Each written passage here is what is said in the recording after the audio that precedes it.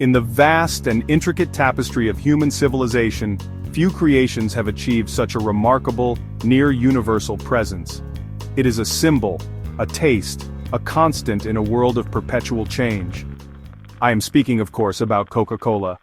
Our story begins not in a gleaming corporate tower but in the bustling post-war landscape of 19th century Atlanta. Here, in the year 1886, a man named Dr. John Stith Pemberton, a pharmacist, a Confederate veteran, was driven by a peculiar ambition. He sought to create a distinctive tonic. When mixed with carbonated water at a local establishment, Jacob's Pharmacy, it was declared excellent by those who first tasted it. The original success of Pemberton's tonic was rooted in its unique blend of ingredients, one of which has become the subject of enduring fascination and debate.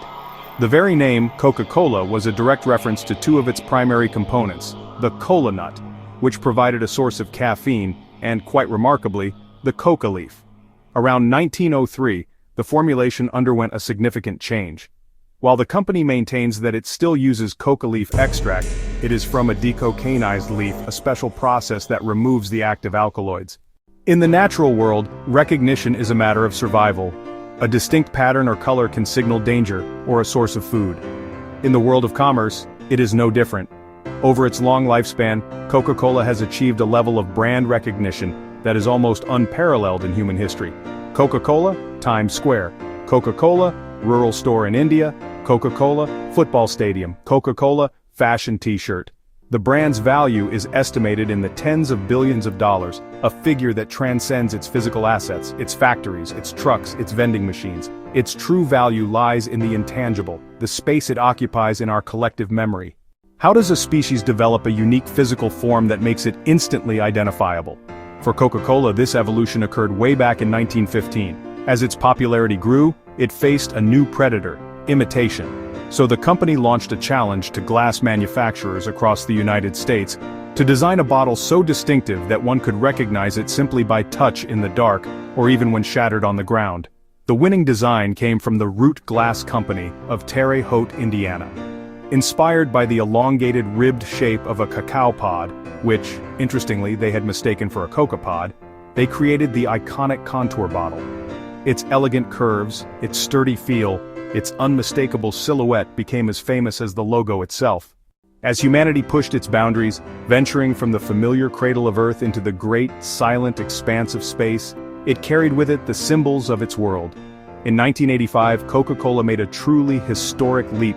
It became the very first soft drink to be consumed in the microgravity environment of space. The company spent a considerable sum, reportedly $250,000, developing a specialized space can to function without the aid of gravity. Aboard the Space Shuttle Challenger, astronauts tested this new technology.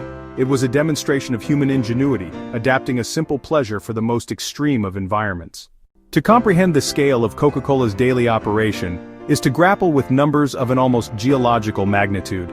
Every single day across the planet, more than 1.9 billion servings of the company's products are consumed. Imagine a river, wider than the Amazon, flowing not with water but with the dark, sweet liquid, branching into countless streams and tributaries to reach every city, town, and village. This relentless flow of product is a logistical marvel.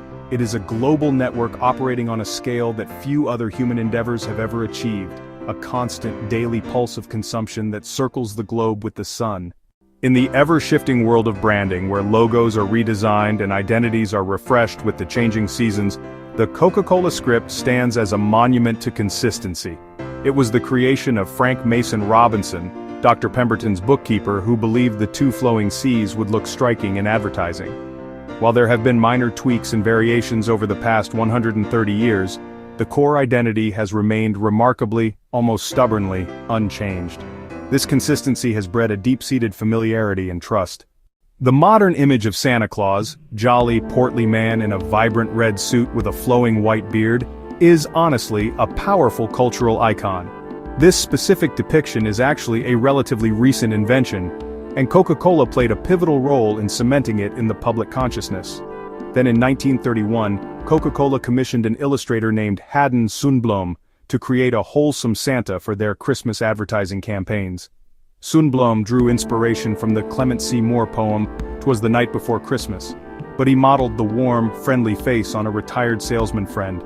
For over 3 decades, Sundblom's paintings of this specific Santa, pausing for a Coke, playing with children, reading letters, became a beloved holiday tradition. These ads didn't invent Santa, but they standardized his image, dressing him in Coca-Cola red and broadcasting this version to the world. The territorial range of a successful species is a key indicator of its dominance. For Coca-Cola, its habitat is, simply, the world. The company operates in more than 200 countries and territories across the globe.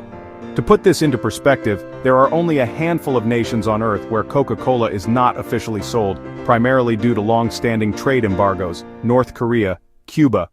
This vast distribution network means that one can travel to the most disparate and far-flung locations imaginable and still find the familiar comfort of a Coke. At the heart of the Coca-Cola empire lies a mystery, a secret guarded with the kind of security usually reserved for state treasures. This is the legendary secret formula. For decades, the precise recipe, known by the codename Merchandise 7X, was an oral tradition, never fully written down. The company fostered myths that only 2 executives knew the formula at any one time. Today, the written formula does exist. It is housed in a purpose-built, high-security vault at the World of Coca-Cola in Atlanta.